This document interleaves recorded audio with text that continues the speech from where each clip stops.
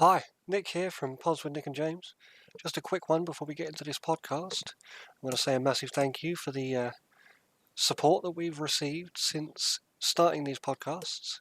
We thoroughly enjoy it and we look forward to creating more. If you want to have your say on any topics that we've discussed or suggest future topics, then you can do so at www.reddit.com/r/nickandjamespods. And if you want to support us, you can do so for from as little as £1 a month, and you can do that at www.patreon.com/podswithnickandjames. Anyway, back to the podcast.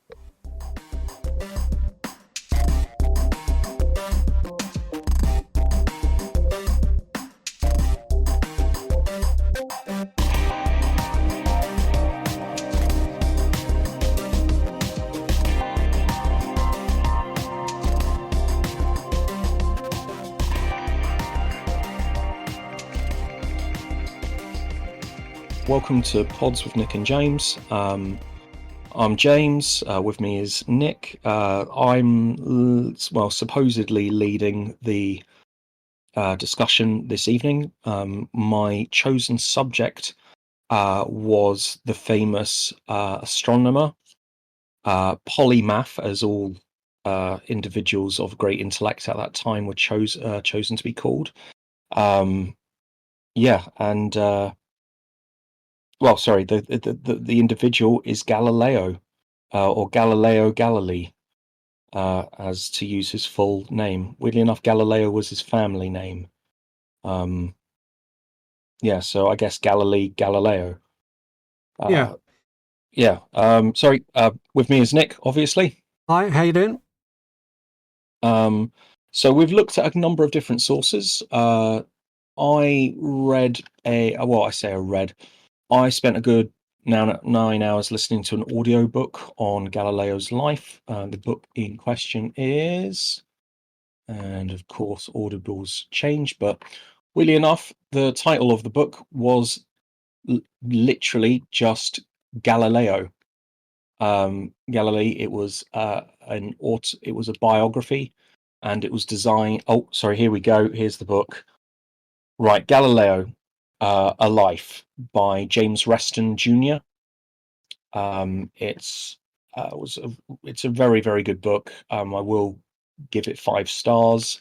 The narrator was Jeff Riggenbach, and despite his own problems and needing to stop at several times in order to catch his breath, which humanized him in my view, it was a very well-read book, and it covered a huge amount of good details. Sadly, though, I will admit, often I'm feeling that documentaries do a better job. So, Nick, tell us a little bit about the documentary you watched. I watched a documentary from the Eugenides Foundation, quite literally titled Galileo, Fighting in the Dawn of Modern Science. It was released in 2013. Unfortunately, it was in Greek, I believe, and I had to watch it with subtitles on, which doesn't bother me at all, but I know for a lot of people that really does, that's like a no for them, but I really enjoyed it. It was very informative. I learnt a hell of a lot. I found it no different to like reading a book whilst having like TV on in the background, so but it was a very, very, very informative documentary. I think Eugenides Foundation is like a free thinking platform, and therefore there was a bit of perspective, shall we say, a bit of what's the word I'm looking for here? Do you feel that there was a agenda? Well, I think there was a mild agenda there, as far as like the church, how they treated Galileo, and there was definitely like a taint to how they were talking, but being the well-rounded individual that I am, you can will that bit out and get the general consensus. But yeah, it was very good. What surprised me is that the book also starts very much with the same role.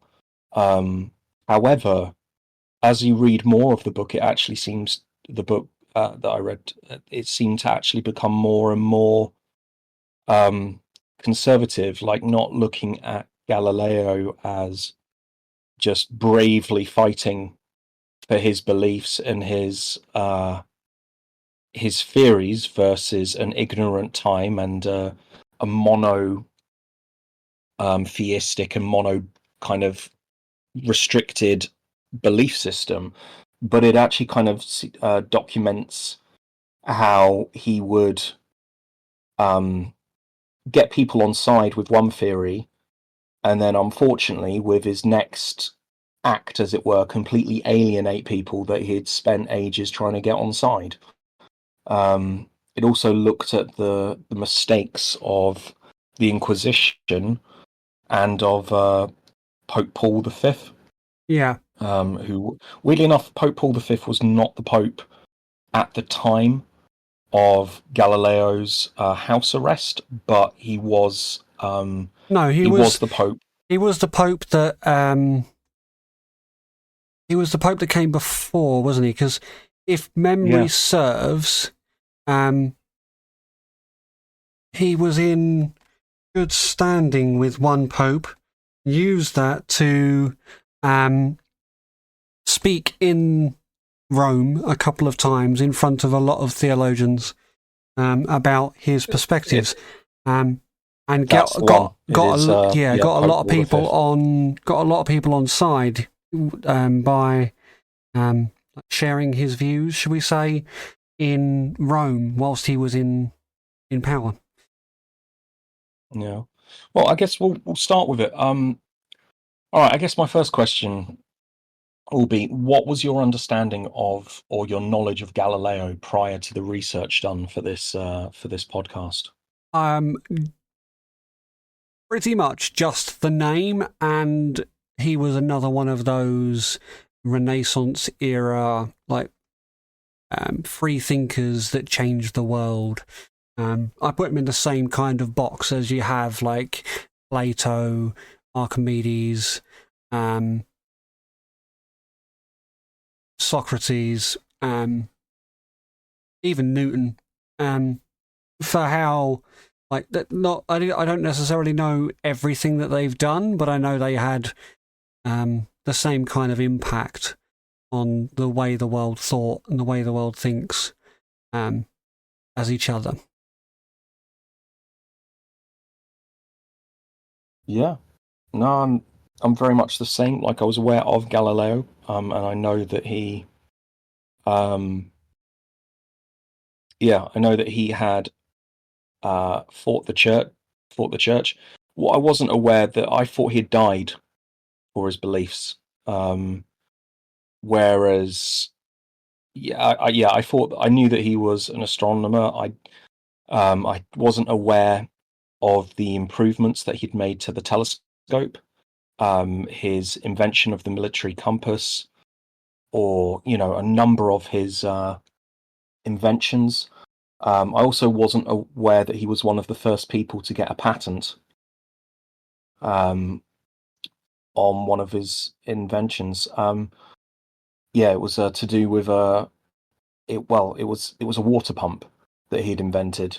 Oh, cool. And annoyingly, he spent a huge amount of money getting a patent on it, and then sold like two.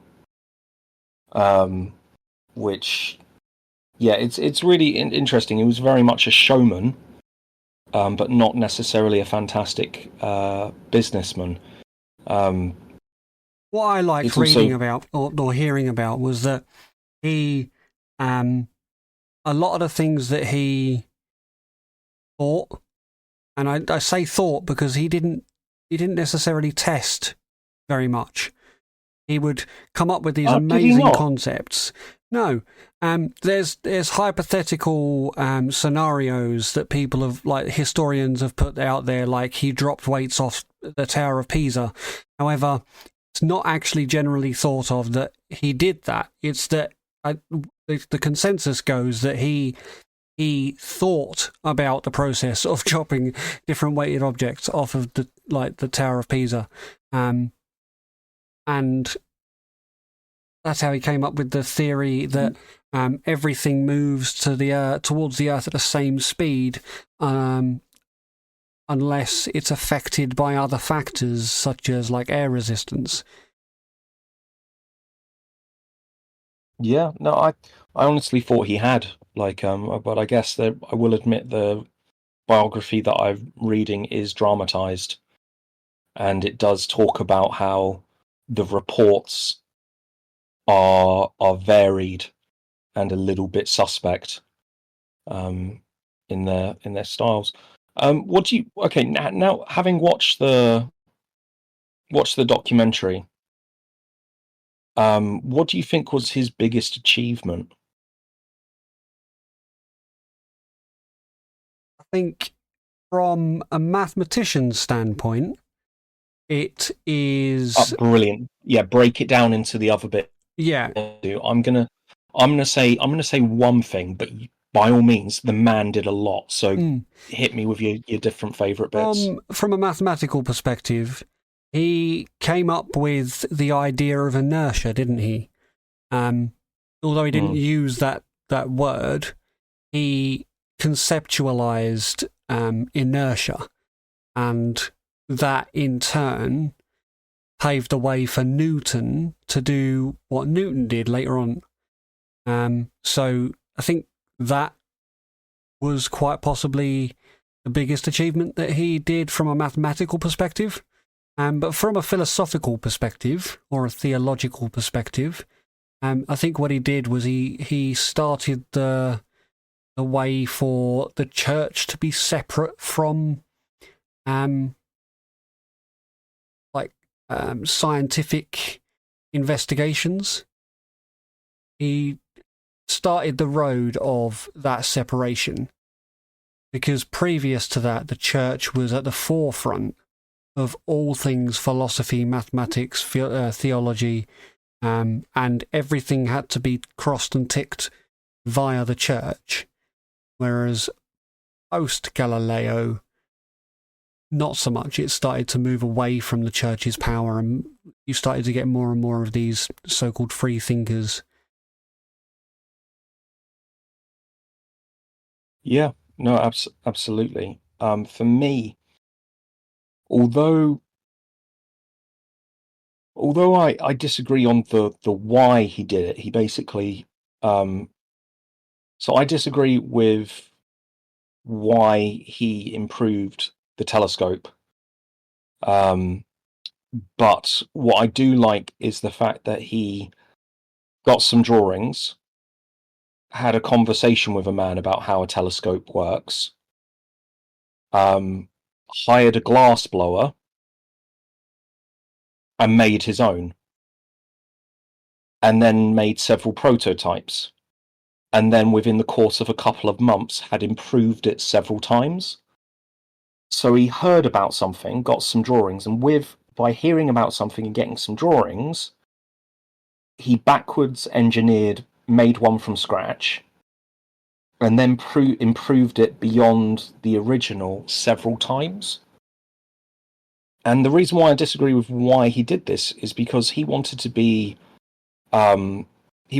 patronized by, I think it was one of the Tuscan Grand Dukes. Yep. And a Dutchman was approaching to give one of the Grand Dukes a telescope as a gift and to kind of ingratiate himself. So when Galileo heard of this, he had one of his best mates block the Dutchman from approaching the Grand Duke. And then in this month period where the Dutchman was waylaid, he built a telescope from scratch, improved it several times, and then presented it to the Grand Duke of Tuscany before the Dutchman was allowed entry to get there. Which not the best move, but what I will say is to take a new idea, like if somebody even showed me a rudimentary car engine, I wouldn't know how to make it into a good car by modern day standards, let alone if somebody showed me like a jet, and asked me to make improvements on it, I wouldn't be able to do that. To be able to take something entirely new, make it, and then improve it within the course of a month is absolutely ridiculous. And the fact that he did that is incredible. Yeah. Because the telescope was originally a Dutch invention, wasn't it? And it was used to see things far away on Earth. It was used as a means It wasn't a naval thing. Yeah, it was more for the Navy. However, Galileo perfected it and sharpened the visibility on it so much that he could then use it to observe the surface of the moon and the sun. That led to his agreement that Copernicus's theory, the heliocentric theory about the sun being the center of the solar system, and everything rotates around it. It led to that being like one of his fundamentals. Interestingly, he observed some of the moons around Jupiter, and obviously observed the moon around our planet, and said, no, basically they are objects that rotate around larger objects, but we all rotate around that big glowing orb over there. Was generally where he got to with it. But I love the fact that he was able to figure that out by he looked at the moon, saw that it had phases, then looked at Venus and saw it had the same phases. Yeah. Of it was the eclipse. sun casting the shadow on Venus, wasn't it? That caused him to go, hold on. We see that on the moon, which kind of led to him getting the idea that, oh wait, something's getting in the way of like the sun and Venus, which means that Venus isn't going around us, it's going around the sun. Yeah, it's really clever. Very clever. He observed sunspots on the moon. Actually wrote I think his first book was, or his first letters were letters about sunspots rotating around the sun. That's it. And I love it as well because some people said, oh, well, those are just bits of matter or whatever. And he was like, no. They appear on the surface of the sun. Additionally, it took me a while to figure out how he'd done that by the fact that you can't look directly at the sun with the naked eye, let alone looking at it through a telescope. And it wasn't just a lens. He literally projected an image of the sun using a telescope and then some additional lenses in order to be able to view the sunspots in the first place. I love as well the fact that my understanding of the Galileo, so he's held up as like one of the big, and he did make huge step forwards for or the separation between science and theology. But what really interests me is that it wasn't just the heliocentric thing that he put forward, and it wasn't just the church and the Inquisition that he annoyed. Like, the weird thing is, at the time of his house arrest, Galileo had been putting his thoughts forward, arguing with people left, right, and centre. And if I'm honest with you, both gaining great friends and great enemies, both in and out of the Vatican for a good 25 years. You know? Yeah. I like mean, he just... The people that he had on side, the people that he quite often he had good friends in the church, but because of the power that the church had and because of the, should we say, the blasphemous teachings that he was trying to express, his friends within the church quite often double-crossed him and turned their back on him and almost gave him up to the Inquisition on a couple of occasions. Yeah, it did. It did disappoint. Some of his friends did really disappoint me. What also really kind of what really surprised me as well was that a lot of it seems to have started in. So before he went to Rome to talk to Robert Bellarmine, the Cardinal Inquisitor. Cardinal Roberto Uh, Bellarmine, yeah. oh, okay. Oh, okay. You It's know what? Italian. Your thing is going to be more. Yeah, that's it. Oh, has the sound gone? No, you're still there. Okay, great. All right. Yeah. What really surprises me is that the Grand Inquisitor was in himself an astronomer.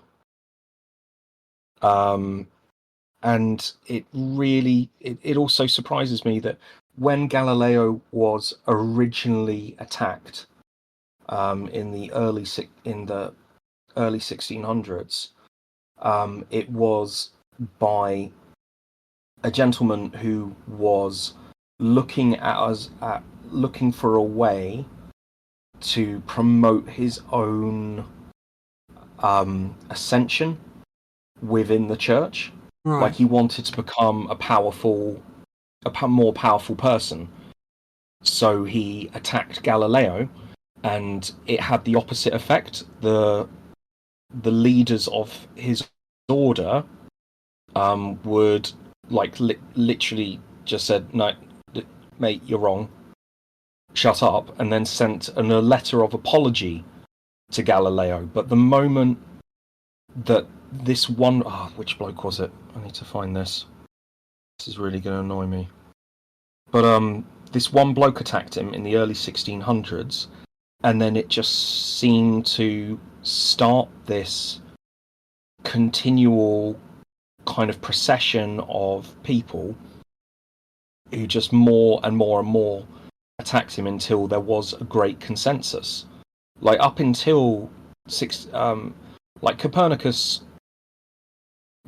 was treated terribly by the church as well, and there was also a guy called Bruno and a number of other Florentine natural philosophers were treated horribly by the Catholic Church. But up until I think it was in the teens of the 1600s, Galileo was pretty much like the Catholic Church's golden boy. Yeah. Yeah, Um, he was pretty well liked in the church. However, around about 1613, maybe 1616, that was it. he That was it. he ended up under the scrutiny of the Holy Inquisition, and I think it was more because the more of a voice that he got, mathematicians ended up with more ego, shall we say, for lack of a better term. They believed that, given the fact that their teachings, you could prove them, their theories could be proven. They weren't just thought up. That you could think up a mathematician's theory and then go and prove it by conducting an experiment. You can't do that with philosophy, or with a lot No, of you can't do that philosophy. with philosophy, And that and you kind also of, can't do it with rhetoric. yeah. So a lot of theologians at the time, the main bulk of power was in philosophy, and because the power started to shift towards the mathematicians, that's when he started to get a bad rep and ended up under the scrutiny of the Holy Inquisition. They actually made him, in I think it was 1616, renounce the Copernicus system as false and sign a document stating that it was false. And then Copernicus's book was added to the forbidden works, or as it's written in Italian, Index Librorum Prohibitorum, which is just a book of you must not read these books, kept by the church. Yeah, it's also interesting that you had in the so from 15 to 1600, it was a horrible time. Well, just things didn't go well for the Catholic Church generally. Like it just was. You had King Henry VIII renouncing. You had a lot of Protestant nations just coming up out of nowhere. What year was the Black Death? Was that there? I know the plague came about during Galileo. A number of plagues came about during Galileo's time, but you had a lot of bad things happening. France also became Protestant for a time in the late 1500s, and then came back to Catholicism in the early 1600s. It's Black Death really was interesting 1346 to that's ages 1353. ago. Yeah. Okay, I was massively wrong there. But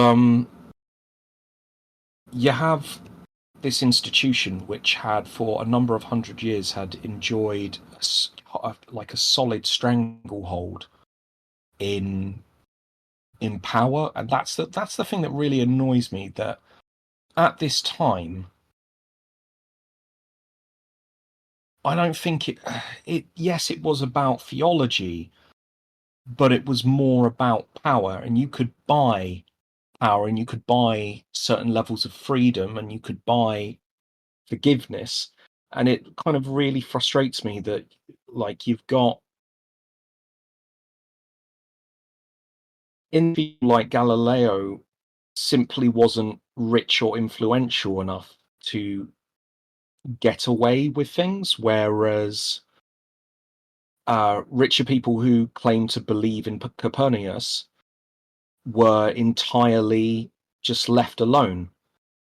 And additionally, the Vatican's power, they had complete power in Italy, but when it came to some of like the outer city states and like Tuscany and Venice and Florence, like some of the places, like some of the Venetians were almost in open rebellion already. Well, one At of his one close point, friends was the Prince. Was it Prince Cosimo of Florence? yes, yeah, Prince Cosimo of Florence. He was Prince Cosimo was also one of his former pupils. He did private tuition for Prince Cosimo. Was that at Um, Padua? yeah, yeah, like weirdly, it's really weird. Like Galileo enjoyed private education. It all depended. Well, I suppose this is true of everyone. It just Well, he you've started got off his education as a medical student at Pisa. yes, Um, absolutely. and then he left there without a qualification. He ran out of money, and moved to Padua, where he joined the university there and became a mathematician. Well, became head of the mathematician. But what's weird is that the mathematician school at the time paid so much less than the other faculties and other other. I don't know. What I see is I don't just see Galileo as like the prophet or component of science versus religion. I see him as the movement from from rhetoric to observation.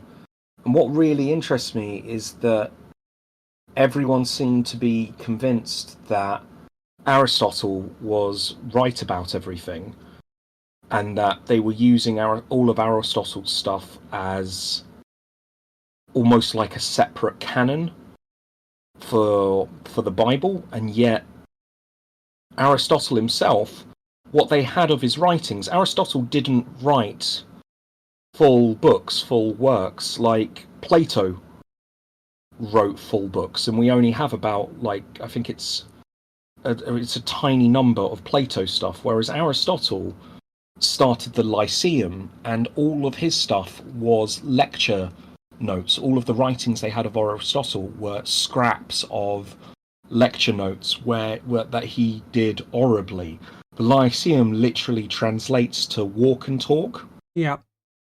So it's not even like a interpretation of biblical biblical script. It's literally an interpretation of script at all. Like that, they just seem to be getting dead wrong, and it's like this horrible social epoch where you've got people making up rules in secret about what a particular verse in the Bible means or what a particular verse of Aristotle means, and then holding people account to it when they hadn't been told.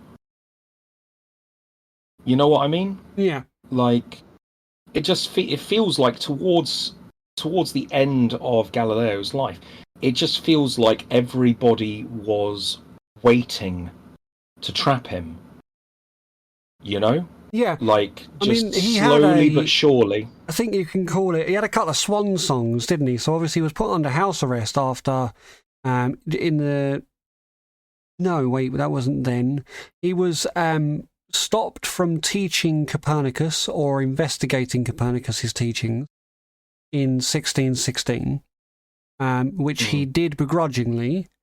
However, 8 years later, he returned when the new pope came in. I think it was another John Paul. When the new pope came in, he went to Rome and asked him to overturn the decision from 1616, which the pope refused. However, he didn't say you couldn't. He didn't overturn it entirely. However, he did allow him to write a paper on both the Ptolemaic or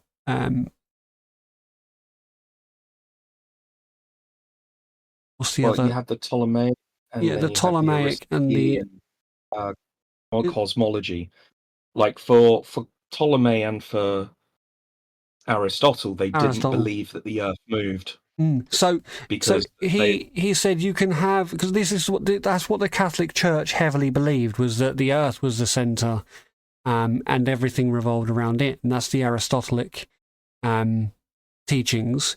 The Copernicus idea is this heliocentric idea of there being a sun and that everything rotated around that.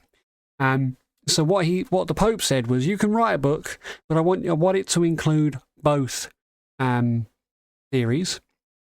And in this book, you must not draw any conclusion. You must only discuss it. I want you to include my conclusion at the bottom of the book. And I've got the quote. Yes, I've got the quote here. It says, man may not possibly understand how the world is actually made, because God can act in ways that no man can imagine, nor has the ability to limit God's omnipotence. So that's what the Pope told him he must include at the end of his book, that he then went away and wrote in 1624. Yeah, I suppose he must have finished it around 1627. Interestingly, the book was it was almost put on the standpoint of two people having a conversation.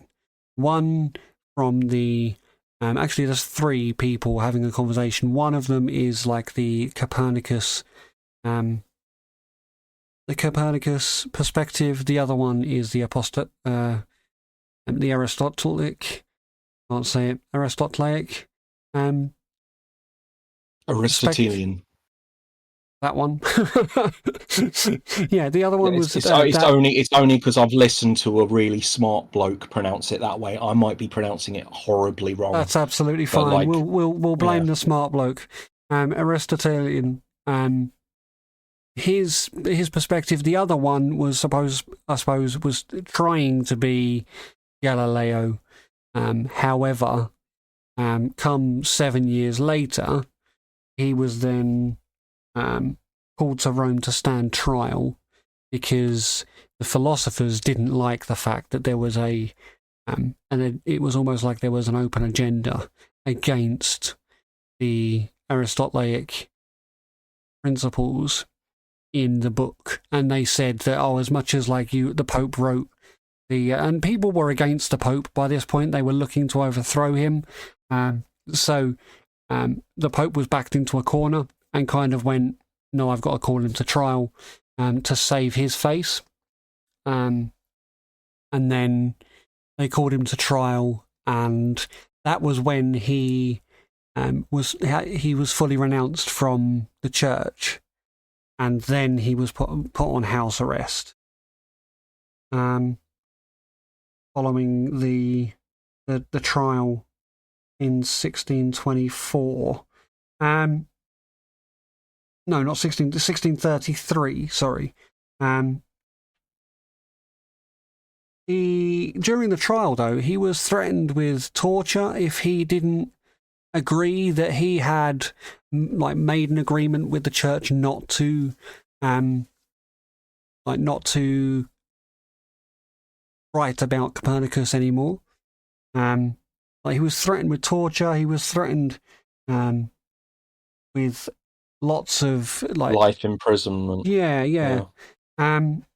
Unless he completely renounced his failing, or he admitted his failings and he renounced his beliefs, and he was forced to sign an agreement and confession or face death.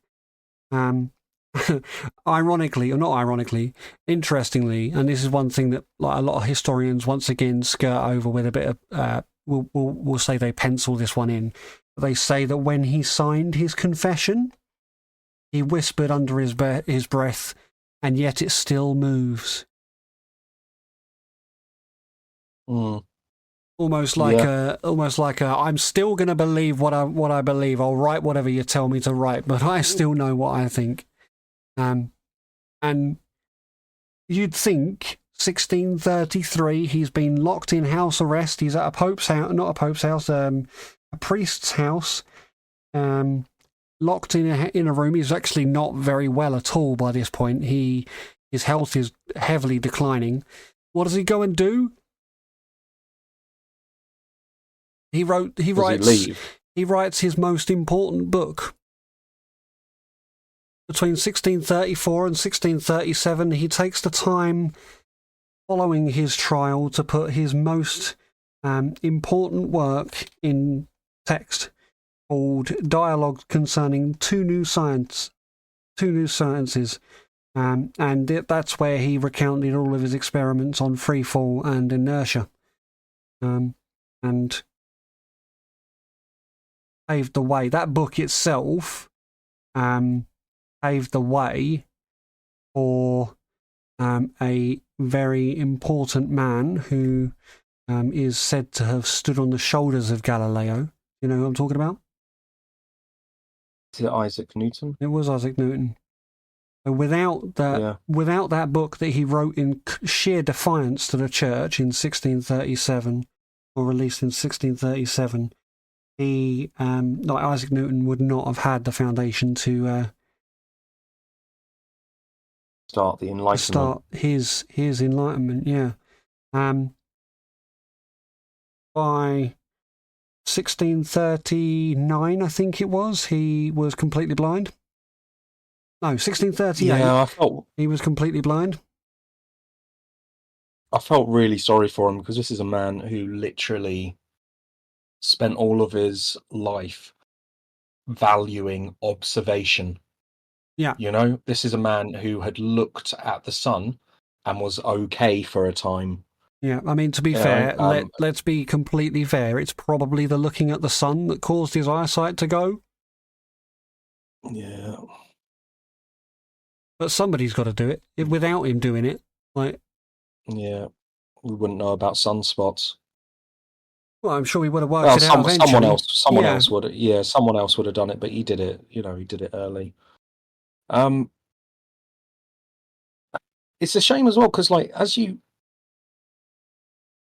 not sure how much they covered about his life and his character, but he starts off as he was always brash to a point and argumentative, but he starts off as, reasonably happy, and yet through his life he just becomes And well, I suppose the things that he faces, he becomes bit more and more bitter, and also this seems to affect his health. Like he was other than he had an eye infection when he was a teenager, which is weirdly enough why his father Vincenzo Galileo pulled him out of the monastery when, well, he used the eye infection as an excuse to pull him out and out of the clutches of the monks there, because Galileo had actually had found that some of the monks were actually reasonably intelligent and had thought, yeah, all right, this life's okay, I could do this. Whereas Vincenzo wanted Galileo to make money,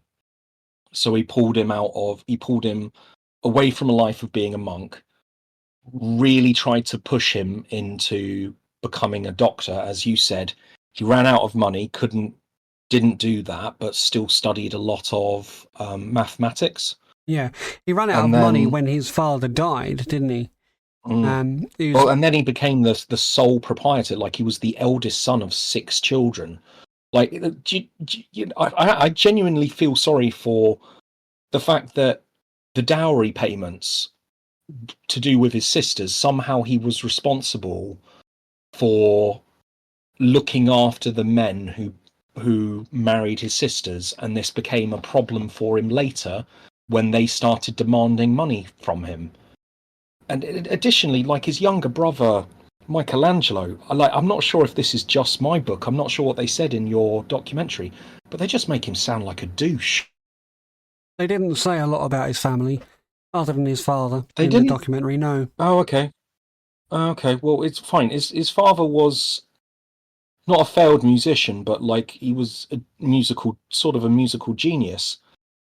But the rest of Michelangelo's family, not Michelangelo, sorry, the rest of Galileo's. Galileo's family, like his mother was an impoverished noblewoman and became incredibly just bitter throughout the course of her life. She even paid one of Galileo's servants to start stealing lenses from him Yeah. when he was building telescopes and to listen in on his conversations. Um, Well, it was a couple of the servants who actually sold him out um, throughout his time, his early days of teaching Copernicus. A few of Get the servants like sold him out to some like high ranked philosophers in the area. Yeah, that again, it really doesn't surprise me. It's annoying because I get the sense that Galileo was difficult to be around and to live with, but that shouldn't mean you sell him out straight away. And like it's also just kind of really it's really frustrating as well that Michelangelo um promised to help Galileo with his sister's dowry payments. Yeah. Never did it.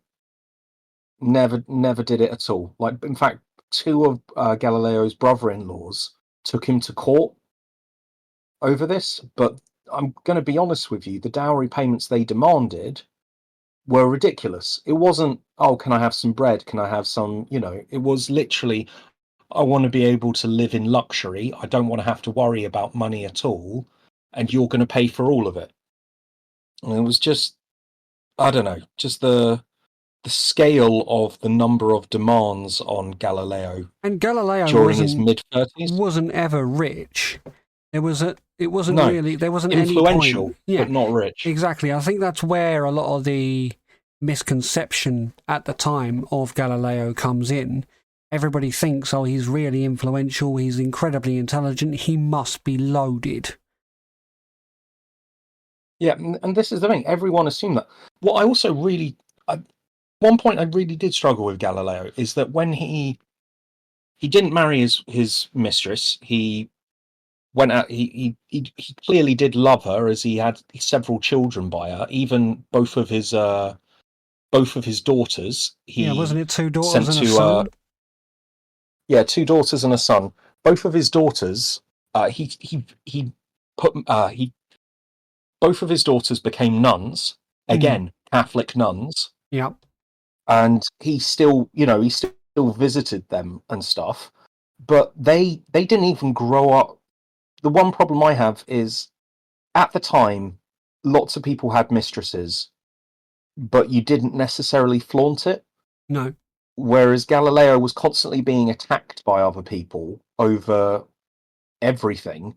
So he literally had his spouse and his children grow up in a smaller house down the road, which, like, I get why he did it, but it's really weird that Galileo was never rich, and his children, they they grew up in borderline poverty, and it just seems really weird that you've got a man who in 1616, after kind of like agreeing not to necessarily talk too much about Copernicus, or after losing his arguments within the Vatican itself as to whether Copernicus was heretical or not. Annoyingly, all the people who made that decision weren't in themselves astronomers, they were just Aristotelian theologians. But you've got a guy who literally was able to was told by Pope Paul V, you have the goodwill of everyone. And this was something that the Pope said to him, whilst also giving him an hour of his time, an hour one-on-one time with the Pope, and his kids are growing up down a back alley. It's just, I don't know, it's just it's a really weird thing that Galileo rubbed shoulders with some of the most important men of his age, and was friends and pen pals with princes and grand duchesses. Grand Duke of was it Grand Duke of Tuscany that he was? Yeah, really it was friends well. with? It was He was good friends with them. He was good friends with the Prince of what was it? Was it Prince of Florence. Padua or Prince of Florence. the Prince Prince of Cosimo Florence? of And Florence, yeah. yeah, and like he was also really good friends with his mum, weirdly enough, because she had originally hired him to Talking about Cosimo's tutor him. mum. Yeah, Cosimo's mum, who I think actually went by the name Grand Duchess. Okay. But it's weird that you've got this guy who is in contact with and in conversation with, like, I guess this is why sometimes I feel like from some of his letters backwards and forwards when he's complaining about money, I actually kind of understand why he's complaining about money, because he's surrounded and talking with people who are richer than him constantly. Yeah. You know, like he's not Nobody's throwing him kind a of dime.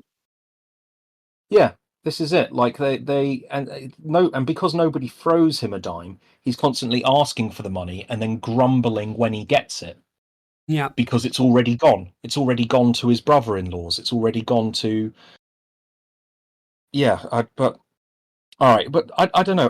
To be fair, what really frustrates me about the whole thing is that it I've listened to hours of this book on his life, but it still doesn't mean that I consider myself to have an understanding of rhetoric versus observation, or in my mind, how rhetoric was able to overpower observation for such a long time in human history. Yeah. You know, Yeah, because like what I don't know. What it's are your almost thoughts on that? it's almost a complete reversal on how we do things now. Now we are of the mentality that yes, okay, you can think about it, but then we go away and test that thought just to give it some foundation. Whereas previous, it was let's think up a hypothetical situation that seems at least reasonably relevant, and that'll do. We'll write a book on it. And it feels, like I said, it feels backwards to how things are now. And I think the way that everybody thinks now, if you tried to just have a theory, you think about Terence Howard, for example, just to throw a name out there. He wants to revolutionise the world of maths.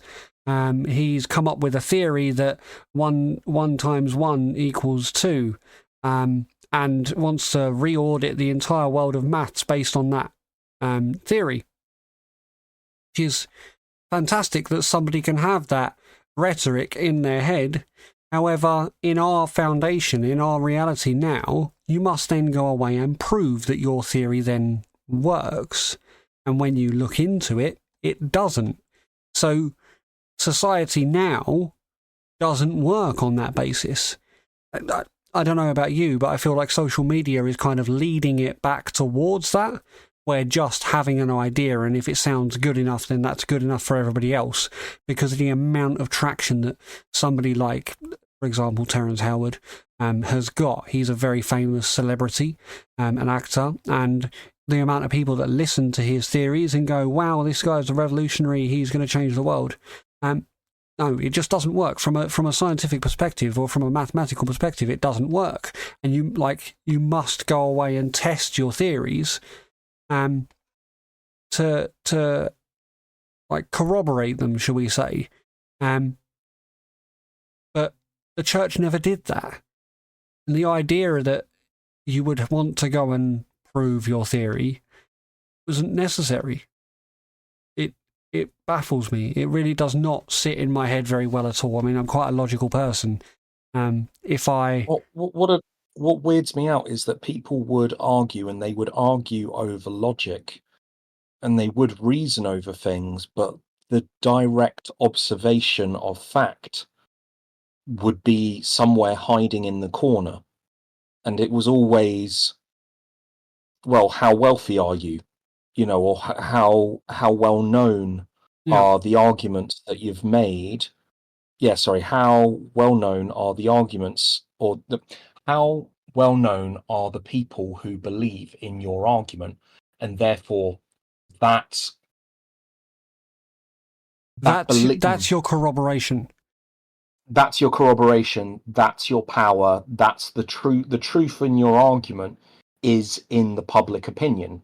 Like, it's really weird, like, hearing about scientific findings being discussed in the same way as a moral argument or a philosophical argument, or, if I'm honest with you, just politics.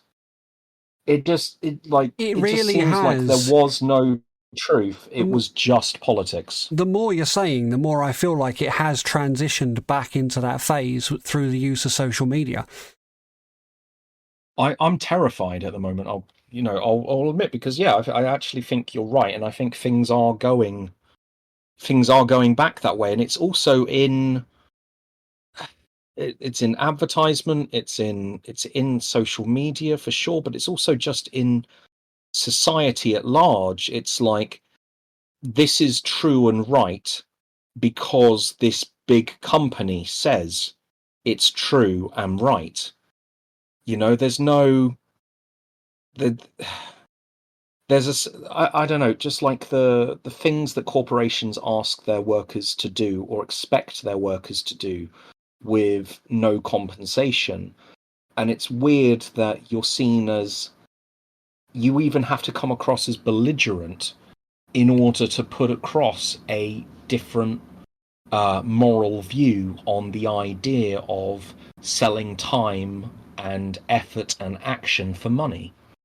I don't know. I think you're right. I think things do seem to be going back this way, and it seems to be that the power is held by the most powerful spin doctor. Yeah. Not the power is held by what is obviously morally good. Yeah, I mean, the amount of times my kids tell me something that is, like, they believe is absolutely incredible, and then you go, oh no, that's wrong. And that's wrong because of this, this, and this. And they're like, no, you're wrong because this video's on TikTok and it's got over 1 million likes. And you're like, you have no idea. one of my favourite things, and this is a bit of a digress, but we'll go with it. One of my favourite videos to watch, not to watch, but one of my favourite videos I've observed my kids watching is one of those videos where they go, "I'll think of a number and double it and do this and do that to it," and then you end up purely with the number 3 or something like that, no matter which way you go about what number you start with. And my kids were like, "Wow, it's like magic." And I'm like, "No, it's just maths." And it works because you are manipulated by the person on the other side of the screen. That's it. But also, like, have you talked to them about is it engrams? Like, you can use a mathematical formula to solve any Rubik's Cube. Yeah, my daughter solves Rubik's cubes. I can solve them. I've got the formula in my head to solve a Rubik's cube from any formation, but it's not fast. It will take me time to go through it, whereas my kid will do it in like half a minute, if that. Well, your kid's got powers, so fair play to her. It's a mathematical, it's a skill thing rather than a magic thing. Although I'm not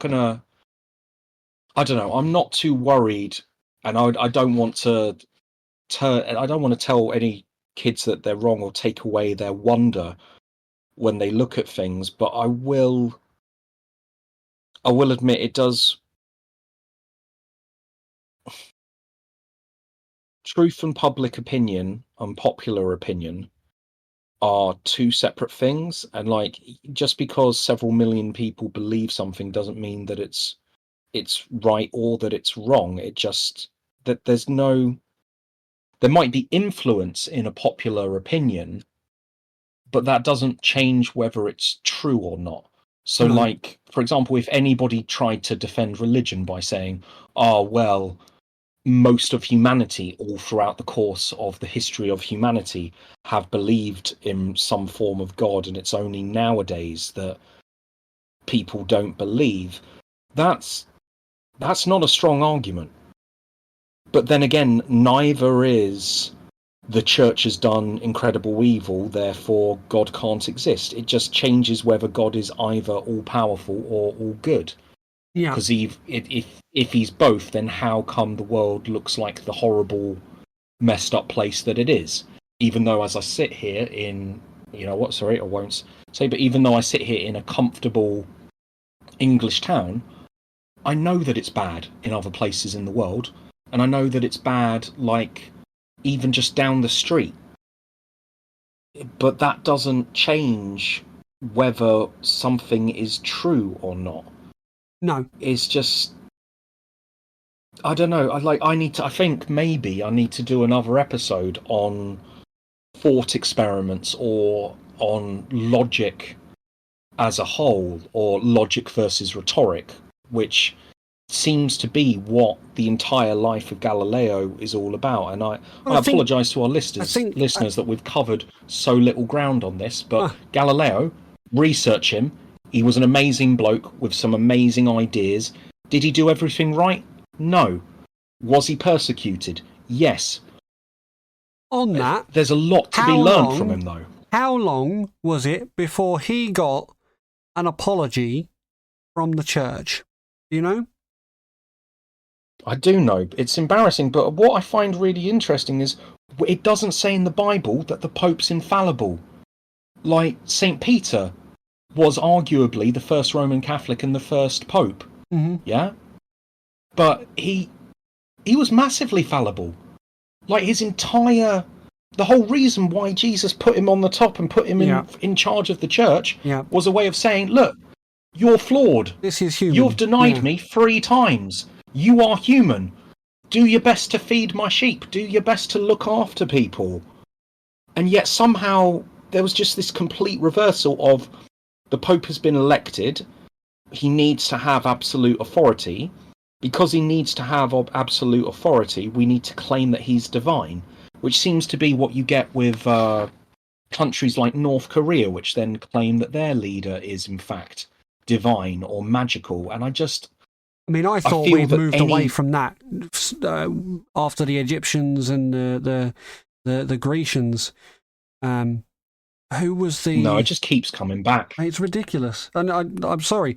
I'm sorry to use that kind of language, but it is ridiculous. I No, don't. it's fine. But yeah, John Paul II formally apologised for the condemnation of Galileo and restored his name. How much of a hollow victory this is, because obviously the bloke had been dead for 350 years when he got I think exonerated. was it 392 or something after He his was original trial or after his house arrest? it was 31st of October 1992 that he I think it was 322 years. Yeah, No, I can't believe it. 352. I Like can't remember. Yeah, it was a very if long they time. wanted, if they wanted it to have any kind of social effect or effect on the way that people view the Catholic Church, they needed to do it by the late 1800s, Yeah, like at least absolutely. 100 years before. And it's just, yeah, I don't know. If anything, just the very fact that they've admitted it that long in advance. In fact, that's one of the points that's used in the shorter videos to do with Galileo, is that, oh, and the church didn't apologize for this many years, which is nearly, it's such a large number, it might as well have been, and the church never Well, apologized. he certainly wasn't Like, around to it hear it, just, was he? Like, who are they no. apologising? They're apologising for themselves, for the organisation, for the sect that is the church, for their faith. Well, they're doing it, it's a people pleasing thing, but it's a people, like, I often, sometimes I apologize when I shouldn't, and when I'm just I'm aware that something is wrong. But yeah, it was too little, too late. The very fact that there is a banned list of books, like, you could say, well, we disagree. You can have a set of books where we disagree with these books, but the moment you ban, the moment you take faith and you try and wield it with absolute authority, unless you are I know this is going to sound mental, but I'm going to say it, I'm sorry. Unless you are actually directly representing God and directly acting out of a profound and deep experience you have had on this one particular issue, then your authority, unless you're doing a direct reaction to that, your authority is like, it's just vacuous. It's bankrupt. And it does the It's complete not there. opposite, doesn't it? If you ban books like that, you give them more weight. You give them, And you it's give them almost, glamour. yeah, you give them status because they are one of the banned books. You create curiosity in the public, not, the only way you get people not to read those books is with fear. And the church led with fear for so long, as did many rulers. But I mean, at the minute somebody tells me that there's like X amount of banned books, I'm like, okay, I need to find out what these books are. I need to read them and find out why they're banned. Like, it just builds curiosity in me more than anything. It doesn't make me not want to read them. Mm, that's it. That's exactly it. Oh dear. Right. Well, I'm sorry, leaders. This was one of the more just backwards and forwards. But take a look at the life of Galileo.